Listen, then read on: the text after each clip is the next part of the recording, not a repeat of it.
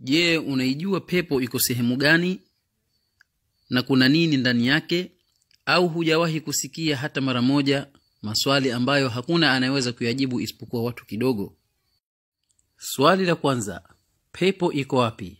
Jawabu yake, pepo iko mbinguni na sakafu ya pepo ni arshi. Swali la pili, iko wapi Jahannam? Jawabu, Jahannam iko katika ardhi ya 7 kwenye sehemu ambayo jina lake ni Sajin. Na si kweli kwamba Jahannam iko pembeni ya pepo kama wanavyodai baadhi ya watu.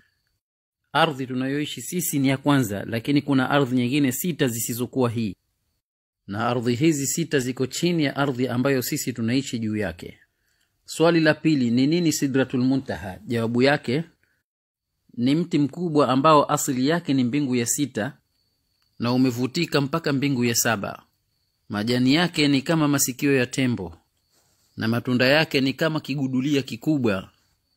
Hapa ndipo sehemu ambapo Mtume sallallahu alaihi wasallam alimuona Jibril mara nyingine akiwa katika sura yake ya uhakika, baada ya kumuona kabla ya Sidratul Muntaha Makkah katika sehemu inaitwa Ajiyad.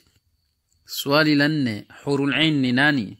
Jawabu yake, ni wake watakaolewa na waumini peponi, si aina ya watu wala majini wala malaika. Lau kama mmoja atatoka aje duniani, basi ataangaza mashariki na magharibi ya dunia. Swali la 5, ni nani hawa alwildanul mukhalladun? Jawabu yake, hawa ni watumishi wa watu wa peponi, si katika aina ya watu wala majini wala malaika. Na mtu wa daraja ya chini kabisa ya peponi ana watumishi wildan mukhalladun 10,000. Swali la 6, ni nini al-a'raf? Jawabu yake, ni ukuta mpana kabisa katika kuta za peponi. Watakaa kwenye ukuta huo juu Waislamu ambao madhambi yao na mema yao yamekuwa sawa sawa. Watakaa kitambo katika ukuta huo, kisha baada ya hapo wataingia peponi. Swali la 7, ni upi muda wa siku ya kiyama? Jawabu ni miaka 50,000. Amesema Ibn Abbas radhiyallahu anhuma, siku ya kiyama ina visimamo 50. Kila kisimamo kimoja katika visimamo hivyo kina miaka 1000. Bibi Aisha alimuuliza Mtume sallallahu alaihi wasallam wakati iliposhuka aya hii, yauma tubaddalu al-ardu ghayra al-ardi was-samawat, sisi tutakuwa tuko wapi wakati huo? Akajibu Mtume sallallahu alaihi wasallam, tutakuwa katika sirat. Wakati wa kupita kwenye sirat hakutakuwa isipokuwa na maeneo matatu tu, Jahannam na pepo na sirat.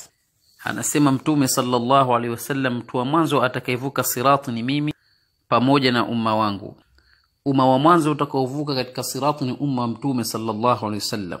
Siku itakapobadilishwa mbingu na ardhi, hakutakuwa isipokuwa na sehemu 2 tu, moto na pepo. Na ili uweze kufika peponi, basi ni lazima uivuke Jahannam. Litawekwa daraja juu ya Jahannam linaitwa sirat. Utakapopita na ukalimaliza lote, utakuta mlango wa pepo uko mbele yako, na Mtume sallallahu alaihi wasallam utamkuta amesimama anawapokea watu wa peponi. Sifa za sirat: kwanza, ni nyembamba kuliko nywele; 2, ni kali kuliko upanga; 3, inagiza totoro na chini yake kuna Jahannam. Dhambi zake mtu zote atakuwa amezibeba mgongoni mwake.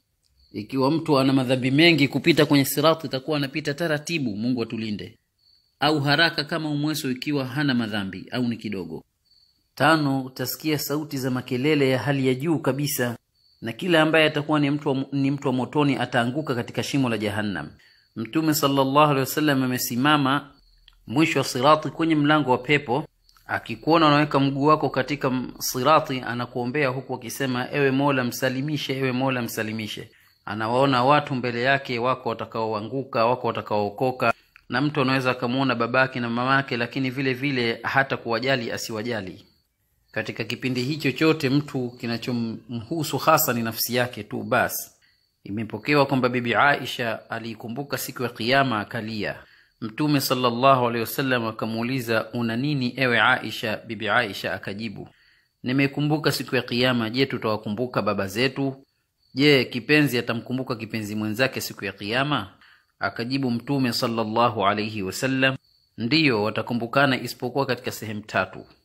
wakati wa mizani, na wakati karatasi zikipeperushwa, na wakati wa kuvuka kwenye sirat.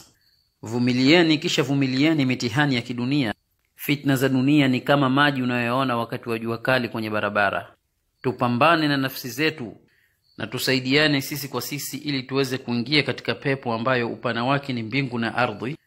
Wala msisahau kutia nia ya kuufanya ujumbe huu kuwa ni sadaqatun jariya.